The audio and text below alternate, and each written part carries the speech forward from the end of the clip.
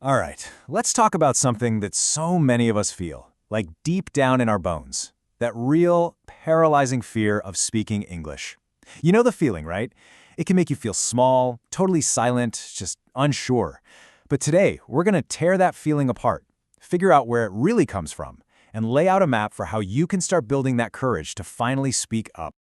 Just think about that for a second. That little tremble in your voice, that knot in your stomach, it's a feeling so many people share. But I need you to know something incredibly important about what that feeling actually means. See, that shaky voice, that feeling of discomfort, that's not weakness, not at all. It is the sound of you growing. Every single confident speaker you admire, they felt this. Every single one of them. Growth is supposed to feel a little wobbly at first. It's proof that you're pushing forward. So if it's not weakness, then what in the world is it? Well, it turns out it all comes down to one single thing: belief. Let's really dig into what's going on under the surface. This right here is the absolute heart of it. We trick ourselves into thinking the problem is our ability. Not enough words, not perfect grammar. But the real issue, the real source of that fear, it's not our skill. It's our lack of belief in our skill. And you know what the best part is? Belief isn't some fixed thing you're born with. It's something you can build, brick by brick, every single day. Okay, so how do we start building that belief? It all begins with a huge mental shift. We have to adopt a new motto, a new way of thinking: progress over perfection. And this is the game changer. Forget about being flawless. That's a trap. The real goal is just to be a tiny bit better, a tiny bit braver than you were yesterday. Just the act of opening your mouth to try, that, my friend, is progress. That's a win. This really forces you to stop and think about why we even have language in the first place. It wasn't invented as a tool to show off how smart we are or how perfect our grammar is. No, its purpose is something so much more human. It was made to express. That's it. It's for connection, it's for sharing the ideas, the jokes, the stories that are inside your head. It's a bridge to other people, not a performance for them. And think about it. When you really connect with someone, are you going to remember if they used in instead of on? Of course not. You're going to remember their courage for trying. You'll remember the effort they put in to share something with you. And most of all, you'll remember how they made you feel. That's the stuff that sticks. All right, mindset is locked in. We're choosing progress. So now, let's get to the fun part, the practical, how-to stuff. How do we actually build this confidence muscle day in and day out?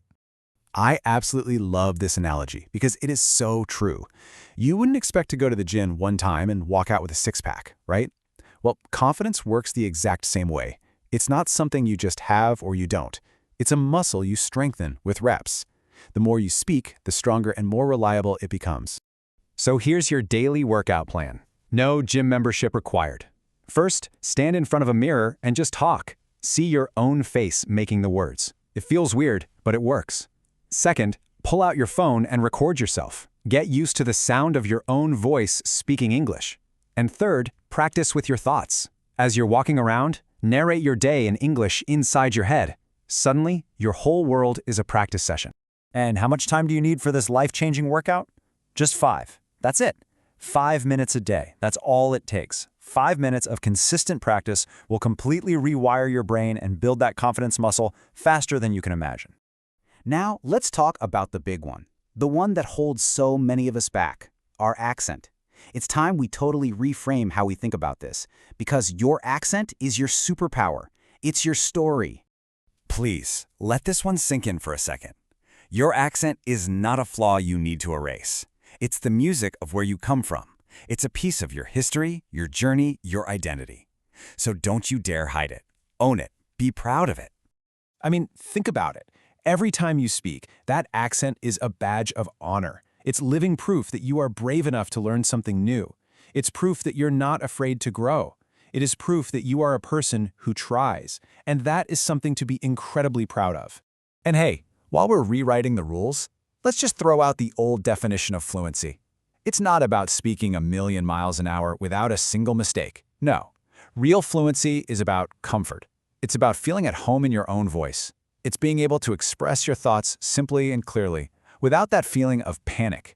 That's Okay, we've talked mindset, we've talked practical steps, but why? Why does any of this really matter? because the world is literally waiting to hear what you have to say. For far too long, maybe fear has been in the driver's seat, telling you to stay quiet. But listen, your ideas, your experiences, your unique perspective, they were never meant to be kept locked inside. You are here to add your voice to the conversation, to share, to connect, to make a difference. You are here to take up space and let the world know what you think and what you feel. And please, if you take away one thing, let it be this. The world does not need more perfect English speakers. It needs your English, your unique way of seeing things, your story, your perspective. That is what's valuable. That is what's missing. So I'm going to leave you with this question, a challenge, really.